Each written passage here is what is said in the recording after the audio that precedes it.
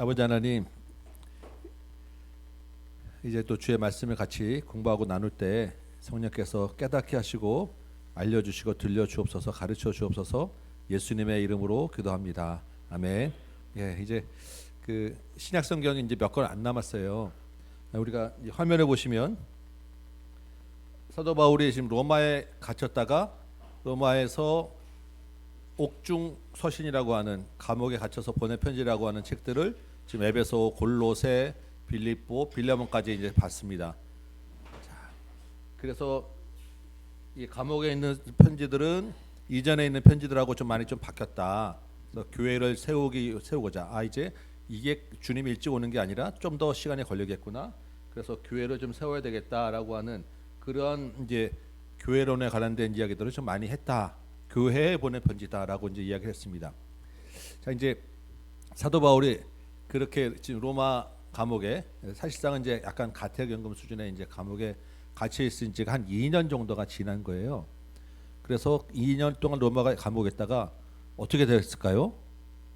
사도 바울이 거기서 풀려났어요.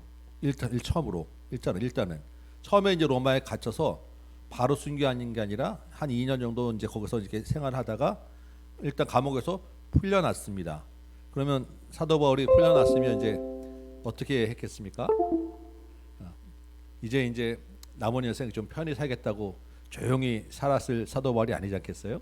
이미 사실 나이가 좀 이미 되긴 했죠. 그 당시 기준으로는 했지만 그냥 있을 사도 바울이 아니죠. 그래서 다시 또 전도 여행을 나가는 거예요. 우리 사도행전에까지 이제 사도 바울의 사도행전에 기록된 이제 전도 여행은 3차까지 3번의 전도 여행이 기록되어 있는데, 그 뒤에는 4차 이제 전도 여행이라고 하는 것이 사실은 사도행전에는 없어요. 사도행전은 3차까지 로마 감옥에 갇힌 것으로 끝났습니다. 그런데 그 풀려난 다음에 그 다음에 이제 기록된 성경들을 보니까 바울이 한 군데 가만히 조용히 있지 않았다라는 거예요. 여러 군데 다니면서 또 뭔가를 계속했던 기록들이 있습니다. 그래서 그것도 기록들을 이제 모아서 추적해 보니까 대충 이러한 형태가 이제 나오는 거예요. 로마 감옥에서 나와서 요 밑에가 이제 어디냐면 여기 그레다라고 하는 이제 섬이에요. 처음에 예루살렘에서 저기 들렸다가 이제 막 1차 때 출발했던 그 섬에 그레다로 갔다가 에베소 보입니까? 네, 에베소 왔다가 에베소 옆에 어디가 있었냐면 라우디게아도 있었고 골로새가 있었고 히아라폴리스라고 하는 도시가 있었고, 여기서 드로아로 갔다가 다시 마게도니아 지방이죠. 빌립보, 여기서 이제 그 디모데 전서를 기록했다라고 이제 우리가 보여지고요. 요 전도 여행을 다닐 때 그 로마에 있을 때는, 감옥에 있을 때는 디모데가 항상 바짝 붙여가지고 로마의 감옥에서 이제 보살폈단 말이에요.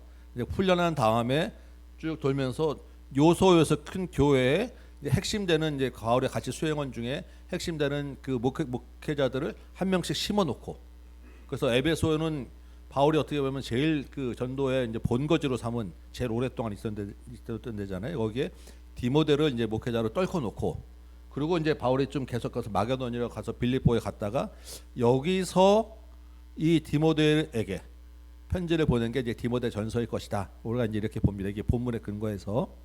그리고 나서 이제 또 보니까 옆에 다시 디모데 후서도 있고 디도서도 있고 이렇게 움직이다가 다시 로마에 갇히게 됩니다. 요게 이제 쭉 요 니고볼리라고 하는 데서 있다가 이제 바울이 마지막으로 아주 초대형 집회를 한번 계획을 하고 있었어요. 다 모아서 큰 집회를 한번 하자. 그래서 이제 다니면서 있었던 그 교회들 다 연합해가지고 우리 큰 집회를 한번 하자라고 이제 큰 계획을 세웠는데, 그러다 보니까 그게 이제 그 소요나 폭동으로 좀 오해가 된 것 같아요. 다시 이제 로마 감옥에 갇히고 거기서 순교한 걸로 지금 우리가 그렇게 봅니다. 이 기간이 이제 지금 그 로마에 있을 때가 좀 풀려난 게 AD 한 62년 전후가 되는 것 같고요. 이제 사도 바울이 순교한 게 AD 한 67년, 68년 그 네로 왕제 시대에 이제 순교한 거로 보여줘서 그 3, 4년, 4, 5년 기간 동안에 바울이 이렇게 막 돌아다녔다라는 것을 디모데 전후서와 디도서와 이 뒤에 있는 성경들을 통해서 근거해 보니까 이런 이야기가 나오더라라는 것입니다. 그래서 이것을 우리가 4차 전도 여행이라고 불러요. 요때 보낸 편지들이 뭐냐면 디모데 전서, 후서, 디도서였단 말이에요. 예, 여기서 이제 로마 감옥에서 마지막 디모데후서는 이제 정말 유언과 같은 제일 마지막 이제 작품으로 보여지는데 이렇게 해서 이제 바울 서신이 다 끝나는데 자, 여러분 조금 달라진 게 있죠. 앞에 여태까지 보낸 편지들은 수신자가 누구였습니까? 다 수신자. 편지의 수신자, 교회. 예. 에베소 교회, 빌립보 교회, 갈라디아 교회. 그런 교회에 보낸 편지였어요. 이 편지들은 지금 특징이 뭡니까? 수신자가 사람이에요. 어떤 사람들? 목회자. 바울과 같이 다니던 목회자를 마지막에 다 하나씩 떨궈 놓은 거예요. 에베소에다가 디모데에 떨궈 놓고 이 그레데 섬에다가는 디도를 떨궈 놓고. 그래서 요 사람들한테 목회자들한테 보낸 편지라 그래가지고 요 편지들을 별칭으로 목회서신이라고 불러요. 앞에 것들은 옥중서신, 얘네들은 목회서신 뭐 이런 식으로. 여태까지 교회들한테 쭉 보냈다가 마지막으로 이제 보낸 편지들은 목회자들한테. 목회자들한테 무슨 편지를 내용을 썼겠습니까? 교회를 이렇게 운영해야 된다. 교회의 조직은 이렇게 하고 이 교회들을 편지 썼다는 것은 이 교회들이 나름 또 여러 가지 문제가 있었다는 거죠. 그 문제들에는 이렇게 대응을 해야 된다. 성도들은 이렇게 돌봐야 된다라고 하는 내용들을 바울이 이제 쭉 목회를 하면서 생각했던 것 그런 것들을 신학적으로 기초해서 보낸 편지들이 디모데전서, 디도서. 그래서 디모데전서와 디도서에는 비슷한 내용이 겹치는 내용들이 좀 있지 않겠습니까? 이 목회자한테는 이렇게 얘기하고 저 목회자한테는 저렇게 얘기하고 안 하실 테니까 그런 내용들이 좀 있고 이후에 이제 시간이 좀 지나서 마지막 디모데후서에는 자기의 이제 바울의 마지막 그 사역을 이제 돌아가실 날이 얼마 안 남았다라는 것을 자기가 이제 깨닫게 되니까 정리하는 내용도 있고 마지막으로 디모데가 보고 싶다라는 내용도 있고 사람들한테 이제 안부 전하는 내용들도 있고 이런 이제 그 쭉 자기의 생애를 정리하는 내용들이 디모데후서에 담겨 있는 이제 그러한 책들을 이제 우리가 보게 될 거예요. 그래서 오늘은 디모데 전서 내용을 좀 보고 그 다음에 다음 주에 디도하고 이제 디모데후서 내용을 보면 바울 서신들은 다 끝납니다. 그러고 나서 이제 남은 책들은 이제 요한 서신들, 뭐 유다서 이렇게 이제 짧은 책들 보게 되면 신약이 이제 거의 다 끝나게 될 것 같아요. 아 대단하십니다, 여러분. 예, 신약 성경을 구약부터 해서 통째로 이렇게 공부하고 배운 것들이 쉽지 않은 기회입니다. 그렇죠? 저도 같이 보면서 또 많이 같이 다시 보게 되고 우리 디모데 전서 내용을 조금만 좀 보도록 하겠습니다. 이런 내용들이 있어요. 디모데 전서는 에베소 교회에 이제 보낸 사실상은 에베소 교회에 보낸 편지인데 그때 에베소 교회 상황이 어떠냐면 거짓 교리와 거짓 선지자들이 역시 또 교회를 어지럽히고 있었고 그 교회 안에 이제 사도 바울이 떠나서 목회자가 좀 빈지가 좀 되다 보니까 교회를 좀 교육시켜야 될 필요가 있고 교회를 조직해야 될 필요가 있고 이제 디모데는 상대적으로 바울보다 나이가 많이 젊단 말이에요. 젊은 목회자가 에베소 교회는 당대의 제일 큰 교회니까 그러려면 이 성도들이 또 이 젊은 목회자를 어떻게 대해야 되는지 이 젊은 목회자가 또 이 오래된 교회 큰 교회의 이 중진들과 이 성도들을 어떻게 대해야 되는지 이런 내용들을 이제 묶어가지고 보낸 편지고요. 그래서 6장 안에 이런 내용들이 있습니다. 첫 1장에는 거짓 교리들을 너희 경계해야 된다. 뭐 신화와 허탄한 신화와 이런 얘기들 뭐 경계하라 이런 얘기 나오는데 그런 거짓 교리에 대해서는 이렇게 해라. 그 거짓 교리에서는 단하게 네가 선한 싸움을 해야 된다.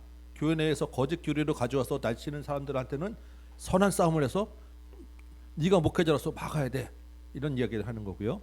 그 마지막 사도행전에서도 우리 이 에베소에 있는 장로들한테도 똑같은 얘기를 하지 않겠습니까? 내가 떠나면 이제 이리들이 몰려올 텐데 그 이리들을 향해서 양들을 잘 보호해 달라라는 게 에베소 장로들한테 했던 부탁이었는데 목회자들한테 지금 그 이야기를 하는 거예요. 그리고 두 번째 2장과 3장에서는 교회 내에서 기도는 이렇게 하고 예배는 이렇게 드리고 교회 질서는 이렇게 해야 돼라는 이야기를 하면서 이것은 하나님 앞에서 하나님의 집에서 행하라. 교회 내에서 이것들 잘 정리해라. 거짓 교사, 참된 교사는 이렇게 돼서 그 은사를 이제 그 각각 직분에 해당하는 은사들을 있으니까 그 은사를 무시하지 말아라. 교회는 편견 없이 여기 보면 이제 늙은 과부, 젊은 과부 뭐 이런 얘기도 나오거든요. 그럼 아내는 어떻게 되고 늙은 과부는 이렇게 되고 하는데 편견 없이 날 대해라라는 얘기하고 네가 이제 목회를 한 거, 내가 너에게 부탁한 것들, 예전부터 가르친 것 이런 거 선한 것들을 잘 지켜라. 이런 내용들이 지금 1장부터 5장, 6장까지 한 장씩 조금 있으니까 정리되어 있습니다. 대체적으로 뭐 그렇게 크게 어려운 내용이 없는데 보다 보면 이제 조금 굉장히 신학에서 가장 난해한 해석하기 뭐 이렇게 제일 난해한 구절이 몇 군절 있어요. 그래서 그것만 제가 조금 이제 설명을 드리면서 가볍게 한번 이렇게 넘어가 보도록 하겠습니다. 1장부터 볼까요? 우리 구주 하나님과 우리 소망이신 그리스도 예수의 명령을 따라 그리스도 예수의 사도된 바울은 믿음 안에서 참 아들 된 디모데에게 편지하노라. 디모데는 사실상 바울의 아들입니다. 바울이 가장 사랑하는 아들이에요. 그래서 마지막에 제일 보고 싶은 사람 디모데야 빨리 오라라고 돌아가기 전에 얘기할 정도까지 그 아들에게 지금 편지를 합니다. 그리스도의 평강이 너에게 있을지어다. 3절 내가 마게도냐로 갈 때 너를 권하여 에베소에 머물라 한 것은 지금 나오죠. 바울이 이제 풀려나서 이제 한 바퀴 돌면서 마게도니아가 뭐 어디서 그 주요 도시는 빌립보. 아마도 빌립보와 데살로니가인데 빌립보에 그 바울이 제일 후원하는 큰 교회가 있었잖아요. 우리 빌립보에서 본 것처럼. 그러니까 아마도 빌립보에 머물면서 에베소에 떨쳐놨던 디모데에게 지금 내가 편지한다 지금 이야기를 하는 거예요. 그런데 거기 보니까 뭐가 있다고요?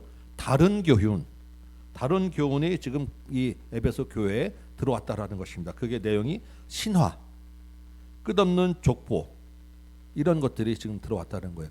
에베소 교회의 이제 가장 특징이 뭐냐면 큰 그 아르테미스 신전을 여신을 섬기는 그런 큰 신전이 있었던 그래서 다른 이방신 그리스 종교의 신들이 굉장히 큰 유행했던 신입니다. 그 도시가 에베소예요. 그러다 보니까 역시 여기까지도 이 신화에 대한 이야기들이 계속해서 도전이 들어오는 것입니다. 그런데 그런 것도 하지 말고 오직 청결한 마음과 선한 양심과 거짓이 없는 믿음으로 이게 뭐냐면 사랑이라는 것입니다. 사랑으로. 사랑이 뭐냐라고 물었을 때 뭐 눈물의 씨앗이다 이렇게 대답하시면 안 되시고 청결한 마음입니다. 사랑은. 그리고 사랑은 선한 양심입니다. 사랑은 거짓이 없는 믿음입니다. 이렇게 이제 우리 대답하라고 지금 사도 바울이 가르쳐 주는 거예요. 이러한 것으로 네가 목회를 해야 된다. 쭉 넘어가시면 이제 12절 볼까요? 나를 능하게 하신 그리스도 예수 우리 주께 내가 감사함은 나를 충성되이 여겨 내게 직분을 맡기셨다. 이래서 내가 이런 사도가 되었다. 이 구절은 우리가 보통 임지식 할 때 뭐 장로, 권사, 목사, 안수 세울 때 제일 많이 쓰는 말입니다. 당신이 그 직분을 맡게 된 것은 당신이 잘나서 된 것이 아닙니다. 그리스도 예수로 당신이 충성되다고 여겨져서 충성됐다고 봐줘서 세우신 분입니다라고 하는 말을 제일 많이 하는 말입니다. 이 마찬가지 여러분들도 여기 다 집사님들이시죠. 여러분들이 집사 된 것은 여러분들이 집사로서의 충분한 충성된 자로서 인정된 것입니다. 여러분이 진짜 충성된 게 아니고 그렇게 봐주셨기 때문에 된 것입니다 라고 지금 이야기를 하는 거예요. 사도 바울이 자기가 직접. 그러면서 내가 원래 누구냐 하면 나는 죄인의 괴수 중에 괴수였어요. 나는 원래 예수 그리스도를 박해하는 자였어. 나는 믿지 아니할 때 내 마음대로 행하는 율법대로 행하는 자들이었어. 그런데 14절에 그리스도께서 오래 참으시면서 친히 나에게 예수 그리스도를 보여주셔서 이제 이 믿음의 본이 되는 사람이 되게 하셨어. 그러니까 나를 보면 어떤 이야기가 나오냐면 하나님은 진짜 살아계시구나. 이것을 나를 통해서 보여주셨다. 지금 그 얘기하는 것입니다. 우리가 그런 얘기 많이 하잖아요. 아유 당신을 보면 정말 하나님이 정말 살아있어. 이 말이 칭찬입니까? 우리 장 집사님 보면 정말 하나님 살아계신 것 같아라고 하는 말은 사실은 원래는 그런 분이 아닌데 정말 하나님 은혜로 됐어라는 좋은 말인 것 같은데 사실은 조금 이상한 말인 거예요. 우리 장 집사님 그렇다는 게 아니라 제가 눈에 보여가지고 하는 얘기입니다. 지금 사도 바울이 그 얘기를 하는 거예요. 내가 나 된 것을 내가 이렇게 된 것을 보니까 하나님이 진짜 살아계시네. 그럼 하나님이 안 살아계시면 이렇게 할 수 없는 기적이 일어난 거네. 지금 그 얘기를 하는 것입니다. 우리의 고백이 되시길 바랍니다. 17절 영원하신 왕 곧 썩지 않냐고 보이지 않냐고 홀로 하나이신 하나님께 존귀와 영광이 영원 무궁하도록 있을지어다. 아들 디모데야 내가 내게 이 교훈으로 명하노니 전에 너를 지도한 예언을 따라 그것으로 선한 싸움을 싸우며 라고 지금 얘기하죠. 앞에 나온 그런 허탄한 신하들 거짓 교리를 따르지 말고 내가 전에 너에게 가르쳤던 그 교훈을 따라서 믿음의 선한 싸움을 교회 내에서 싸워야 된다. 왜냐하면 네가 목회자니까. 네가 그것을 분명하게 분별하고 가르치도록 싸워야 된다. 그런데 보니까 19절에 어떤 이들은 양심을 버렸어요. 아까 지금 사랑이 뭐라고요? 선한 양심이라 그랬잖아요. 근데 그 양심을 버렸어요. 그리고 그 믿음에 관하여서는 파선하였느니라. 그래서 20절에 그 가운데 그렇게 양심을 버리고 믿음에서 파선한 사람들 가운데 누가 있냐면 후메네오라는 사람이 있고 알렉산더라고 하는 사람, 그 실명을 딱 기록하면서 이 사람들을 어떻게 했다고요? 사단에게 내어주었다. 사단에게 내어줬다라고 합니다. 이게 무슨 말입니까? 교회에서 징계를 해서 치리를 했다는 얘기인 거예요. 교회 내에서 아예 파면을 했다는 것입니다. 당신은 교회 내에 들어오지 못하게. 요즘 같으면 우리 이재진 집사는 선한 양심을 버렸으니까 당신은 교회에서 이제 들어오지 못하게 합니다. 나오지 마십시오. 그러면 어떻게 합니까? 알겠습니다. 다른 교회 가겠습니다. 그런데 우리는 당신은 세례교인으로서 지금 품위를 어겼으니까 성찬을 금지합니다. 성찬 안 하면 어때? 이렇게 나오잖아요. 근데 이때는 이렇게 한번 딱 파문을 하면 그 교회 내에 들어올 수 없는 거예요. 진짜 치리가 일하는 것입니다. 우리 지금하고 완전 다른 이야기가 되는 거예요. 이것은 교회 공동체에서 들어오지 못하겠다라는 것은 무엇입니까?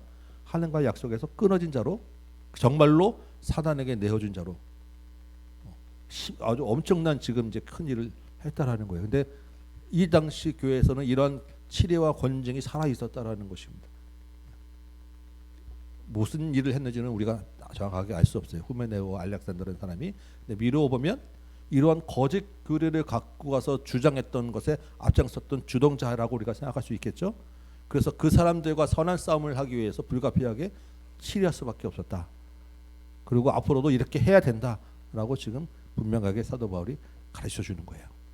우리는 이제 다 그리스도 안에서 사실은 다 선한 우리 그 사랑으로 다 품고 같이 당연히 그래야 되겠지만, 정말로 우리 안에 만약에 이단이 들어왔다, 그것이 분명히 반정됐다라고 하면 단호한 대처가 필요할 수밖에 없다라는 것은 분명한 일입니다.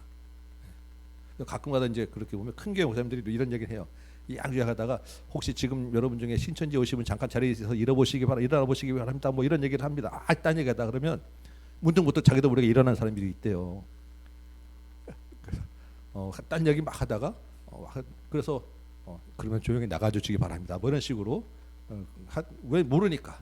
근데 너무나도 지금 이런 많은 이단들도 너무도 자기들도 교회라는 이름 붙이고 다 하잖아요. 무슨 교회, 하나님의 교회, 무슨 교회 하면서 이게 알아보기가 어려운 이단들이 굉장히 많은데 정확하게 우리가 분별할 필요가 있겠다 생각합니다. 이제 나중에 조금 여력이 되면 우리 이단에 대한 공부도 좀 해야 될 것 같긴 해요. 저도 좀 더 공부를 하고 우리가 그냥 이렇게 딱 명확히 아는 이단들이 있지만 교회 교단 중에서 이단 성격을 띠는 교단이 생각보다 굉장히 많아요. 그래서 그냥 똑같이 대한예수 장로가 붙어 있는데 교단이 뭐냐 그러면 이단성 교단이에요. 그게 그런 데들하고 이 교단끼리도 막 연합돼 있어서 우리 이제 뭐 한기총이니 뭐 이런 거 많이 있잖아요. 그 안에 반이 섞여 있는 게 있어서 이게 조금 여러분들과 공부를 하기가 굉장히 어렵습니다. 어쨌든 잘 분별해야 되니까 우리 안에서 이 성경을 잘 여러분 좀 보실 필요가 있겠다 싶어요. 자, 2장 봅시다. 2장에는 이제 기도에 대한 가르침이라고 돼 있죠. 아까 보니까 우리 교회 내에서 드릴 예배를 어떻게 할 것이냐라고 이야기할 때 첫째로 권하노니 모든 사람을 위하여 간구하고 기도하고 도고와 감사를 하되라고 합니다. 이 도고가 무슨 말입니까? 도고라는 말은 굉장히 어려운 말이죠. 잘 안 쓰는 말인데 이게 중보기도라는 뜻이에요. 중보기도. 그래서 교회에서 우리가 기도할 때 우리 각자를 위해서도 기도하지만 다른 사람들을 위해서 중보기도하는 것이 반드시 있어야 된다라는 것입니다. 우리 지금 사역 중에 중보기도 팀 있죠. 매주 주일마다 아침마다 우리 이내영 집사님이 팀장이 되셔서 우리 예배 10분 전, 한 20분 전부터 3층에서 기도하시거든요. 한 두세 분 같이 모이셔서 무지하게 뜨겁게 기도하십니다. 여러분 예배가 좀 잘 이렇게 막 성령이 충만한 것 같이 느껴지지 않으세요? 네, 우리 중보기도 팀이 기도하고 있어서 그렇습니다. 예배를 위해서. 그게 정말로 엄청난 힘이 되는 거예요. 그러면 그 기도를 우리 다른 사람들을 위해서도 우리가 기도할 필요가 있는 것입니다. 금요일 날도 와서 기도하시고 여러분 목장에서나 집에서나 정말 다른 사람들을 위한 중보 기도를 반드시 해주시기 바라는데요. 특별히 2절 보니까 임금들과 높은 지위에 있는 모든 사람을 위하여 기도하라. 교회 내 공동체를 위한 기도, 중보 기도는 당연한 이야기고, 누굴 위해서 기도해라 하냐면 임금들과 그 당시에 있는 정권을 위해서 기도하라는 거예요. 자, 여러분 이 시대에 그 임금이 누굽니까? 사도 바울이 지금 활동하던 이 시대에 임금이 누구예요? 로마 황제.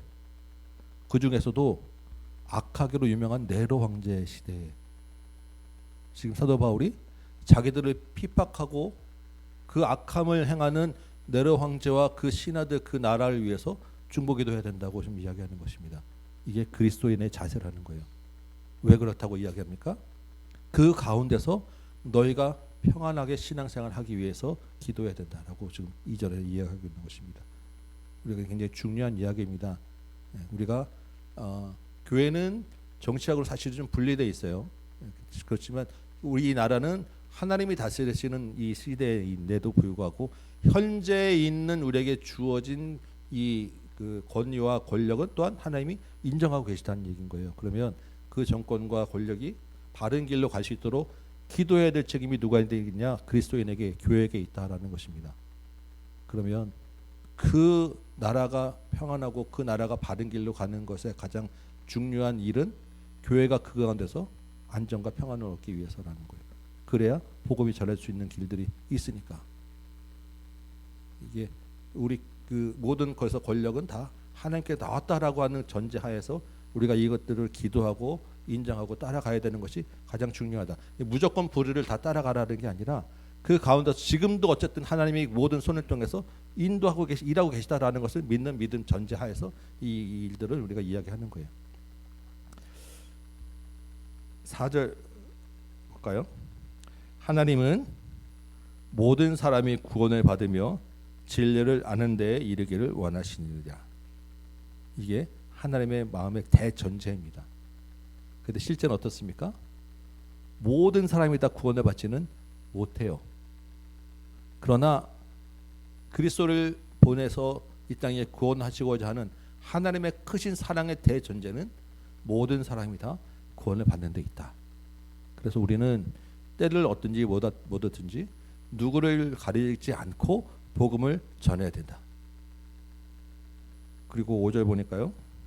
하나님은 한 분이시요 또 하나님과 사람 사이에 중보자도 한 분이라고 되어 있습니다. 우리가 지금 중보하는 사람, 하나님과 사람 사이의 중보자가 한 분. 이 사람이 누구냐면 예수 그리스도예요. 유일한 중보자는 오직 예수 그리스도다. 그래서 여기서 보면 카톨릭이나 이런 데는 예수 그리스도 외에 또 누구한테 기도합니까? 마리아에게 또 기도하고 사도들, 성인들에게도 하고 이러는데 하나님과 사람 사이의 유일한 중보자는 오직 예수 그리스도다. 그래서 굉장히 중요한 교리들이 갈라지는 거예요. 다른 거예요. 여러분 잘 기억하셔야 돼요. 우리는 오직 예수 그리스도의 이름으로만 기도합니다. 그렇죠? 예. 모든 기도가 우리는 누구 이름으로 끝납니까? 예수 그리스도의 이름으로 기도하는 거예요. 왜냐하면 예수 그리스도가 오직 한 분 중보자이시기 때문에. 6절에 그가 모든 사람을 위하여 자기를 대속물로 주셨습니다. 돼 있고 8절에 보니까 그러므로 각처에서 남자들이 분노와 다툼이 없이 거룩한 손을 들어 기도하길 원하고 여자들은 단정하게 옷 입고 소박함과 정절로서 자기를 단장하고 따은 머리와 금이나 진주나 값진 옷을 하지 말고 남자나 여자나 다 선행으로 교회 내에서 질서를 세우십시오라고 이야기합니다. 그런데 11절 보니까 여기까지는 괜찮은데 그렇다 각자 남자 여자의 각자 성질이 있고 특성이 있으니까 11절 보니까요. 여자는 일체 순정함으로 조용히 배우라라고 합니다. 네, 우리 여자 집사님들 조용히 계시기 바랍니다. 네, 되겠습니까? 아니에요. 어떻게 우리 조용히 있겠습니까? 그렇죠? 또 보면 12절 보면 여자는 가르치는 것과 남자를 주관하는 것을 허락하지 아니하노니 오직 조용히 할지라. 네. 우리 홍 목사님 여기 쓰시면 안 돼요. 그러면 13절에 보니까 이는 왜냐하면 아담이 먼저 지음을 받고 하와는 뒤에 지음을 받았고 14절에는 아담이 속은 것이 아니고 여자가 속아서 죄에 빠졌기 때문이고, 그러니까 여자들은 만일 정숙함으로써 믿음과 사랑과 거룩함에 가하면 그의 해산함으로 구원을 얻으리라. 도대체 이게 지금 사도 바울이 무슨 얘기를 하시는 건지, 이 말의 의미들이 무엇인지가 굉장히 사실 좀 우리가 논란이 됩니다. 왜냐하면 지금 현대 남자와 여자와 어떻게 보면 요즘은 더 여자분들이 사회적으로도 더 잘 나가는 사람들이 많잖아요. 만일 이런 시대에 이 말씀을 문자적으로 우리가 어떻게 이걸 적용을 해야 되는가라고 하는 논란이 있는 거예요. 여기서 또한 많은 교단들 가운데 여자를 목사로 세워 인정하느냐 안 하느냐에 대한 문제도 논란도 있고, 교회 내에서 그러면 여자들은 어떻게 하란 말이냐라고 하는, 지금 우리 그 비율로 보면 사실은 전체 교회가 우리 여성분들이 훨씬 더 많은데 그럼 어떻게 하라는 말이냐라고 하는 이 시대에 이제 보면 참 어려운, 적용하기 어려운 이제 문제가 있습니다. 그래서 이것에 대한 그 많은 좀 해석들이 이대로 여자분들은 가만히 계세요라고 하는 그런 전통적인 교회들도 있고 또 아닌 교회도 있고 말인데요. 우리가 일단은 뭐 이것을 좀 더 이렇게 얘기하려면 굉장히 많은 깊은 얘기를 해야 되겠지만 이렇게 우리가 생각을 했으면 좋겠습니다. 자, 일단 여러분 우리가 창조에 대해서 좀 배웠습니다. 성경 공부했죠. 아담과 하와가 지금 어떻게 지음받았습니까? 아담과 하와는 동등한 지위로 하나님이 지으셨어요. 그래서 생육하고 번성하고 충만하라고 하는 명령은 아담 한 사람에게만 주어진 게 아니라 아담과 하와 한 몸이 된 공동체에게 주어진 말씀이에요. 하와를 지우고 돕는 베풀로 세웠다라는 말이, 그게 하와는 무조건 집에서 밥만 해줘야 되는 존재로 지음받는 것이 아니다라고 하는 얘기를 우리가 충분히 나눴습니다. 그 다음에 선악과를 따먹은 사건을 우리가 어떻게 배웠습니까? 우리가 자세히 봤잖아요. 여기 지금 뭐라고 되어 있습니까? 아담은 속은 게 아니고 하와가 속았다고 했는데 실제 누가 속았습니까? 하와도 속았지만 아담은 옆에서 더 나빴어요. 아담도 이미 속았는데 하와 먹는 거 지켜보고 3초 후에 안 죽으면 내가 먹을게, 뭐 이거 아닙니까? 그래서 사도 바울이 그걸 몰랐겠냐는 거예요. 그거를 누구보다도 잘 아는 사도 바울이 모든 구약 성경에 정말 능통한 사도 바울이 그 내용과 그 진리를 몰랐겠냐고요. 그래서 단순히 아담이 먼저 지어졌다고 하와가 아담보다 못한 열 위에 있다는 그런 이야기를 지금 하고 있는 거냐고 우리가 생각할 수 있는 것입니다. 다른 사도 바울의 편지들에 보면 남자와 여자에 대해서 그렇게 구분하지 않아요, 사도 바울이. 그래서 사도 바울조차도 사도 바울 편지를 들고 보낸 사람들 중에 여자도 있어요. 사도 바울 같이 동역하는 사람들 중에 여자도 있고, 바울의 든든한 후원자도 여자들이 있잖아요. 빌립보 교회 자체도 지금 자기가 있는 교회, 거기도 지금 여자들이 더 주독이 된 교회고, 우리가 봤잖아요. 유오디게와 순두게라고 하는, 그다음에 루디아라고 하는 권사들이 있는 교회에서. 그래서 지금 이러한 문자 그대로의 지금 해석을 하라고 보낸 편지는 아닐 것이다라고 하는 게 기본적인 우리 전제입니다. 그러면 왜 지금 에베소 이 교회에 이런 편지, 디모데에게 이런 편지 하느냐라고 했을 때, 이것은 지금 사도 바울이 이 편지 쓸 때 이것이 성경으로 모든 것이 다 이렇게 했다고 생각하고 쓰지는 않았을 거란 말이에요. 이거는 에베소 교회의 문제에 대해서 디모데에게 보낸 편지라는 거예요. 그러면 전제가 뭡니까? 에베소 교회 안에 있는 특별한 문제에 집중해서 그 문제를 적용하기 위해서 사도 바울이 이걸 쓴 거예요. 그럼 이 교회에 어떤 문제가 있었겠냐라고 우리가 생각할 수 있습니다. 아까 지금 제일 큰 문제가 거짓 교리에 대한 문제가 떠왔었죠. 그렇다고 하면 이 거짓 교리를 가지고 제일 많이 목소리를 내는 사람들이 아무래도 그 중에 여자분들이었구나라는 것을 생각하게 됩니다. 근데 그래서 여자분들 그분들한테 좀 조용히 계셔야 된다, 조용하도록 해야 된다, 그런 이야기를 나서서 주장하지 않도록 해야 되고, 제대로 배워야 되고 순종해야 된다. 누구한테, 여기 여자가 남자를 주관하는 것을 허락하지 아니하노나 하면 여자들에게 지금 뭘 하라는 얘기예요? 조용히 좀 순종하라고 하는 얘기잖아요. 그럼 이 여자들이 주로 순종해야 되는 대상이 누구겠냐라는 거예요. 에베소 교회 지도자들 아니겠습니까? 에베소 교회의 대지도자들은 누구냐? 남자 장로들이었을 거예요. 근데 이 여자분들이 그 에베소 교회 디모데와 남자 장로들한테 순종하지 않은 거예요.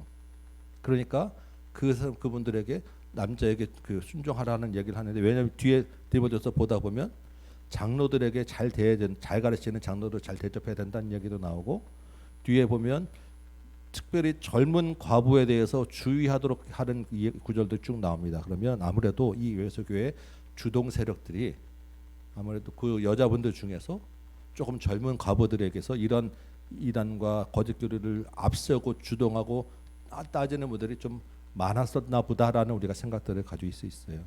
그분들을 이야기하고 가르치면서 이러한 이야기들을 쭉 쓰지 않았겠느냐라는 것이 기본적인 이런 우리의 성경 보는 해석으로 우리가 보여집니다.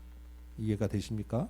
네, 이 정도 선에서 우리가 이 말씀을 보면서, 그래서 15절에 보면 마지막에 그의 해산함으로 구원을 얻으리라라고 하는 이 말은 또 뭐냐면, 우리가 구원은 믿음으로 얻는 것인데, 아마도 이 거짓 교리들이 이제 여자분들을 여성 상위 뭐 이렇게 하니까, 여자들은 지금 그렇게 애만 낳고 집에 있는 게 아니야, 애 낳는 게 중요한 게 아니라 사회생활 해야 돼, 뭐 이런 식의 이제 이야기를 하면서 여자분들을 앞에 세웠단 말이에요. 그러니까 사도 바울이 그게 아니라, 여러분 여자들이 기본적인 또 해야 되는 그 출산을 통해서 여자분들의 그 하나님의 그 여자를 향한 기본적인 그 계획들과 구원을 이루어 가시는 것입니다. 그러니까 출산하는 것이 지극히 정상적이고 나쁜 것이 아닙니다라는 이야기를 지금 설명으로 이 표현으로 하는 거예요.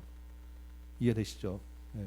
그래서 그런 그 전체적인 맥락으로 이 문제를 봐야지, 이것을 지금 하면 성경이 틀렸다부터 사도 바울이 그럼 왜 이러냐 하면 굉장히 머리가 아파집니다. 네. 성경은 전체적인 그런 상황과 배경 하에서 우리가 같이 이해를 하시면 좋겠습니다.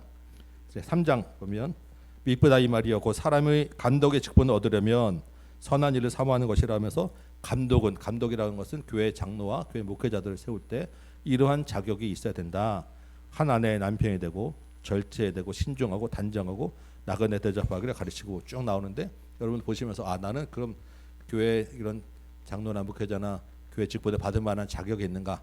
혹시 나는 여기 어디에 걸리나? 한번 여러분 한번 스스로를 한번 이렇게 대비해 보시기 바랍니다. 이건 남자뿐만 아니라 여자도 마찬가지예요. 술을 즐기지 않냐고 구타하지 않냐고, 구타하신 분은 없으시죠? 오직 관용하고 다투지 않냐고 돈을 사랑하지 않냐고 자기 집을 잘 다스려 자녀들도 모든 공손함으로 복종하게 하는 잘해야 할지니, 사람이 자기 집을 다스릴 줄 알지 못하면 어찌 하나님의 교회를 돌보리요. 새로 입교한 자도 많지니, 너무 새신자로 서면 안 된다라는 것입니다. 왜냐하면 그가 교만하여져서 마귀를 정죄하는 그 정죄로 파직하며, 이건 굉장히 우리에게도 시사하는 바가 큽니다. 그래서 이 믿음의 연차라고 다 신앙이 좋은 건 아니겠지만, 그래도 이 연차를 무시할 수가 없어요. 그래서 그런 것들은 교회 안에서 어느 정도의 그 성경을 배우고 신앙생활 하는 것이 굉장히 그 신앙 인격에, 우리가 다른 걸로 우리 판단할 수가 없으니까 필요한 부분이다라는 이야기를 하고요. 8절에 이와 같이 집사들도 정중하고 일구위원을 하지 아니하고 술에 임박이지 아니하고 더러운 일을 핍박하지 아니하고 깨끗한 양심의 믿음의 비밀을 가진 자라야 할지니, 이에 이 사람들을 먼저 시험하여 보고 그 후에 책망할 것이 없으면 직사의 직분을 맡게 할 것이요. 여러분들도 다 이러한 과정을 통해서 집사가 되신 것입니다. 네, 감사도 했지만 늘 내가 어떻게 살아가는지를, 직분에 합당하게 내가 또한 살아가고 있는지 한 번씩 돌아보실 필요가 있어요. 여러분이 또 서약하실 때 다 잊어버리셨겠지만, 나는 이렇게 직분을 할 때 이런 서약을 했습니다라는 게 있습니다. 여러분이 했던 말들이 있어요. 그래서 다 기억하시고 교회 질서를 세우는 일에 여러분이 이 말씀들을 잘 다시 한번 좀 보시기 바래요. 또 나오죠. 여자들도 이와 같이 정숙하고 모함하지 않냐고 절제하고 모든 일에 충성된 자라야 할지라. 여자들도 직분을 세웠다는 이야기입니다. 집사들은 한 아내의 남편이 되고 자녀와 자기 집을 잘 다스리는 자일지니, 직사의 직분을 잘한 자들은 아름다운 지위와 그리스도 예수 안에 있는 믿음에 큰 담력을 얻느니라.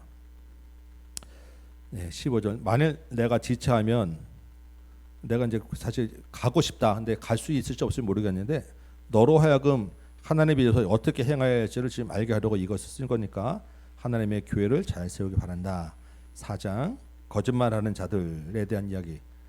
그러나 성령이 밝히 말씀하시기를 후일에 어떤 사람들이 믿음에서 떠나 미혹하는 영과 귀신의 가르침을 따르리라 하셨으니, 양심이 화인을 맞아서 외식함으로 거짓말하는 자들이라. 이 사람들이 뭐라고 하냐면 혼인을 금하고 어떤 음식물은 먹지 말라고 할 터이나 음식물은 하나님이 지으신 바니 믿는 자들과 진리를 아는 자들이 감사함으로 받으라. 하나님이 지으신 모든 것이 선함에 감사함으로 받으면 버릴 것이 없나니. 그래서 바울이 그 고린도서에 보면 우상에게 바쳐진 제물도 사실은 먹을 수 있다라고 지금 허용을 합니다. 다만 그것 자체로가 아니라 다른 사람들에게 덕을 세우냐 안 하냐를 보고 잘 판단해라라고 이야기하지, 이제는 모든 것이 다 선하다라고 이야기를 해요. 그렇지만 여러분, 가릴 것 정말 가르쳐 드셔야 돼요. 왜냐하면 하나님이 우리가 그리스도의 몸이니까 몸을 잘 가꿔야 되고 건강을 유지해야 되는 기본적인 책임이 있으니까. 하나님의 말씀과 기도로 거룩하여진다. 7절 망령되고 허탄한 신화를 버리고 경건에 이르도록 내 자신을 더욱 연단하라. 육체의 연단은 약간의 유익이 있으나 경건은 범사에 유익하니 금생과 내생의 약속이 있느니라. 그러니까 이런 경건에 대한 것도 훈련해야 된다, 연단해야 된다라는 것입니다. 연단이라고 하는 것은 그 훈련 과정이 고통이 따른다라는 이야기입니다. 쉽지 않다라는 얘기인 거예요. 밤에 정말 피곤한데 졸린데 아침에 눈 비비고 일어나서 그래도 한 번 더 성경 읽고 말씀 보고 이런 그 개인 경건에 대한 훈련과 연단이 금생과 지금 살아가는 이 생과 그다음에 어디 내생에 다시 천국에 이르기까지 유익이 있는 약속이다. 12절 누구든지 내 연사함을 업신여기지 못하게 하고 오직 말과 행실과 사랑과 믿음과 정절에 있어서 믿는 자에게 본이 되라. 사도 이 디모데가 상대적으로 굉장히 젊은 목회자이기 때문에 이런 이야기도 합니다. 그렇다고 뭐 교만하고 폼잡으란 얘기는 아니겠죠. 디모데가 그런 사람도 아니었을 것이고, 그렇지만 목회자로서 앞에 서야 되는 것에 필요한 권위는 필요하다라는 이야기합니다. 내가 이럴 때까지 읽는 것과 권하는 것과 가르치는 것을 전념하라. 말씀을 읽고 그 말씀에 있는 것들을 권하고 가르치는 것. 내 속에 있는 은사 곧 장로의 회에서 안수받을 때, 처음 네가 안수받을 때 받은 것들을 가볍게 여기지 말고 모든 일에 전심전력하여 너의 성숙함을 모든 사람에게 나타나게 하라. 그래서 목회자나 이런 그 앞에 서는 분들이 어떤 삶의 본을 보이는 정말 굉장히 중요한 일입니다. 그 사람이 그 사람의 보이는 말과 행실과 품성이 같이 가야 사실은 다 인정이 되는 건 아니겠습니까? 저도 참 조심스러워요. 여러분들을 어떻게 대할지. 저도 분명히 방정 맞아야 되는데 어떻게 여러분들에게 정말 진실되게 또 이게 같이 갈 수 있을지에 대한 것들은 늘 고민인 것 같아요. 잘 봐주시기 바랍니다. 아멘. 네. 5장 볼까요? 늙은 일을 꾸짖지 말고 권하되 아버지에게 하듯하며 젊은이에게는 형제에게 하듯하고 늙은 여자에게는 어머니에게 하듯하며 젊은 여자에게는 온전히 깨끗함으로 자매에게 하듯하라. 참 과부인 과부를 존대하라.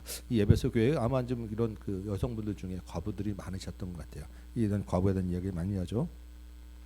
그런데 이 과부 중에서 이제 이런 얘기를 해요. 4절에 만일 어떤 과부에게 자녀나 손자들이 있거든 그들로 먼저 자기 집에서 효를 행하여 부모에게 보답하기를 배우게 하라. 이것이 하나님 앞에 받으실 만한 것이니라. 참 과부로서 외로운 자는 하나님께 소망을 두어 주야로 항상 간구와 기도를 하거니와. 참 과부는 뭐고 그냥 과부는 뭐겠습니까? 볼 때 아마 교회가 이제 이 당시에는 그 교회 공동체에 나오는 분들이 이 사회생활이 이제 쉽지 않을 테니까 경제적인 지원을 교회에서 많이 해줬던 것 같아요. 그럼 특별히 누구한테? 고아와 과부된 자들한테 경제적인 지원하는데 다 교회가 감당하기는 어렵잖아요. 그러니까 참 과부라고 하는 것은 아무도 돌봐줄 사람이 없는. 근데 그 과부 중에 4절에 어떤 과부가 자녀와 손자들이 있으면 가정에서 자녀와 손자들에게 먼저 좀 그 과부를 돌보도록 해라 라고 지금 이야기를 하는 거예요. 그것이 그 자녀와 손자들이 하나님의 말씀으로 효를 행하고 말씀을 배울 기회가 되는 것이다. 그래서 그 사람들에게는 그렇게 먼저 기회를 하고 이도저도 없는 과부들을 먼저 돌보도록 해라라고 하는 그런 의미로 지금 보여집니다. 8절에 누구든지 자기 친족 특히 자기 가족을 돌보지 아니하면 믿음을 배반한 자입니다. 불신자보다 더 악하다라고까지 이야기하죠. 그리고 과부로 명부에 올렸자. 그 명부가 올리는 사람들은 이제 교회가 책임져야 되는 사람들이에요. 근데 나이가 60이 덜 되지 않냐고 한 남편의 아내였던 자로서 이게 참 과부라는 이야기입니다. 이런 기준까지 이제 좀 구체적으로 연소한 디모데가 목회를 해야 되니까 막 휘둘려서 가지 말아라고 이제 이야기를 하는 거예요. 선한 행실의 증거가 있고 혹은 자녀를 양육하고 나그네 대접하고 성도들의 발을 씻고 환난 당한 자들 구제하고 혹은 모든 선한 일을 행한 자를 이렇게 나중에 연로해서 더 이상 할 수 없을 때 잘 돌보십시오라고 하고 11절에 젊은 과부가 이제 나옵니다. 젊은 과부는 자기 힘으로 또 살아갈 수 있도록 좀 해야 될 것이고 이 젊은 과부가 처음 믿음을 저버리고 정죄를 이제 받고 자기 마음대로 게으름을 살기도 하고 14절에 젊은 과부는 시집 가서 아이를 낳아야 되는데 아이도 잘 낳지 않고 이런 이제 이야기들 15절에 이미 사탄에게 돌아간 자들도 있다라고 지금 이야기하죠. 이러한 문제가 있기 때문에 아까 그 2장에서 여자들에게 이렇게 해라라고 하는 이야기가 지금 같이 맞물려 있는 거예요, 지금. 그리고 17절에 잘 다스리는 장로들은 배라 존경할 자로 여기라. 장로들에게 순종하고 순복해라. 교회 장로들은 사실상 목회자와 거의 같이 성도들을 돌보고 양육할 책임이 있고 그런 자들입니다. 우리 장로님 굉장히 사실 목장에서도 수고 많이 하시고 여러분들 굉장히 얼마나 잘 그 말씀도 잘 강단에 서시기도 하고 삶으로 정말 잘 보여주셨지 않겠습니까? 우리 장로님 이제 속히 회복될 수 있도록 여러분 정말 기도 많이 해주시기 바래요. 많이 좋아지시긴 하셨는데 이 어지럼이 이제 이게 물러가지 않으니까 왔다 갔다 하시기가 좀 너무 어려우신 거예요. 가다가 자꾸 부딪히기도 하고 이제 이런 것들이 있으니까 그래서 이제 겉보기나 말씀은 이제 많이 되게 회복이 되셨지만 이게 아직도 이제 이게 오가시기는 사실 쉽지는 않으신 것 같아요. 그렇다고 지난주에 상을 치르시면서 더 이제 굉장히 힘드셨기 때문에 조금 시간이 걸리시니까 좀 이해해 주시고 계속해서 기도해 주시고 가끔씩 한 번씩 그래도 전화 한 번씩 해주셔서 조금 이렇게 잘 살고 계시는지 한번 좀 봐주시면 좋을 것 같습니다. 예, 그리고 예, 19절 뭐 장로에 대한 고발 여기 범죄하다는 어떻게 하느냐. 21절에 그리스도 하나님과 그리스도 예수와 택하심을 받은 천사들 앞에서 내가 엄히 명령하노니 너는 편견이 없이 이것들을 지켜 아무 일도 불공평하게 하지 말라. 굉장히 중요한 이야기죠. 목회자가 편견해 가지고 자기에게 좋은 사람만 바라보고 목회를 한다 그러면 교회는 금방 분란이 나고 교회는 갈라서게 돼 있습니다. 혹시 제가 그래서 여러분들이 저를 사랑해 줄 만큼 제대로 되지 못하더라도 저는 나름대로 공평하게 하려고 노력하는 거니까 조금 이해해 주시기 바랍니다. 네. 23절 보니까요. 이제부터는 물만 마시지 말고 내 위장과 자주 나는 병을 위하여는 포도주를 조금씩 쓰라. 아마 이 디모데는 마음이 굉장히 여린 사람이었던 것 같아요. 이 목회를 이제 젊은 사람이 책임지고 하려고 그러다 보니까 위장병이 생겨서 사도 바울이 그렇게 하면 안 되고 너무 이렇게 무거운 짐으로 너 스스로를 괴롭게 하면 안 되니까 왜냐하면 이 목회를 롱런해야 되니까 그렇게 하지 말고 조금 쉬엄쉬엄 좀 하고 건강을 생각해서 이 포도주가 아마 위장에 좋은 효과가 있나 봅니다. 그래서 조금씩 포도주도 같이 속으로 이제 하면서 몸을 다스려라 하는 이야기를 하는 거예요. 6장 볼까요? 무릇 멍에 아래에 있는 종들은 자기 상전들을 범사에 마땅히 공경할 자로 알지니 이는 하나님의 이름과 교훈으로 비방을 받지 않게 하려 함이라. 지금 우리 빌레몬서에서 봤었지 않습니까? 사도 바울이 사실은 종과 노예도 동등한 자로 여깁니다. 하나님 안에서 그리스도 안에서 그렇죠. 그럼에도 불구하고 종은 그 현재의 종의 위치에 있는 것은 하나님이 그렇게 주신 것이니까 그리스도 안에서 한 형제와 자매이지만 사회적으로 상전에게는 공경해야 된다. 질서를 지켜야 된다라고 지금 분명히 이야기하는 거예요. 중요한 이야기 아니겠습니까? 우리 사회에서도 마찬가지입니다. 믿는 상전이 있는 자들은 그 상전을 형제라고 가볍게 여기지 말고 지금 그 얘기를 하는 거잖아요. 한 형제 됐다고 그 함부로 실제 직장에서 그 상전을 막 그냥 형제는 왜 이러세요? 뭐 이렇게 하면 안 된다라는 이야기를 하는 거예요. 예전에 제가 군대 생활할 때 우리 이제 저희 이제 대대장이 집사님이었는데 그 군인교회 이제 그 군인교회 나오는 이제 그 밑에 이제 사병들 중에 병사들 중에도 있잖아요. 이제 성도들이 그러니까 얘네들이 가끔 가다가 대대장한테 이제 그 대대장은 이제 높은 사람 있잖아요. 무궁화 2개짜리 높은 장교인데 집사님 막 이제 옆에 다른 이제 그 장교들도 있고 막 이러는데 그러면 난리가 납니다. 군대에서 지금 그것은 교회 안에서는 그렇게 있을 수 있는데 군대 내 조직에서 이렇게 부대 내에서 만나는데 집사님 그러면 되겠습니까? 사실 사병들이 대장은 얼굴 보고 그 당시는 지금도 말씀드리면 이렇게 딱 보고 얘기하기도 쉽지 않은 그런 사람인 자리인데 그럼 옆에 있는 이제 중대장들이나 다른 이제 간부들이나 볼 때는 와 이게 무슨 당나라 군대도 아니고 이런 소리가 나오는 거거든요. 똑같습니다. 사회에서도 지킬 것과 이 선을 한 형제라는 것하고 그 질서 무지 그 혼돈하는 거하고는 굉장히 우리가 갈 분별을 잘 해야 되는 거예요. 특히 그리스도 안에 있기 때문에 교회 안에 있기 때문에 더 우리가 주의해야 하는 것입니다.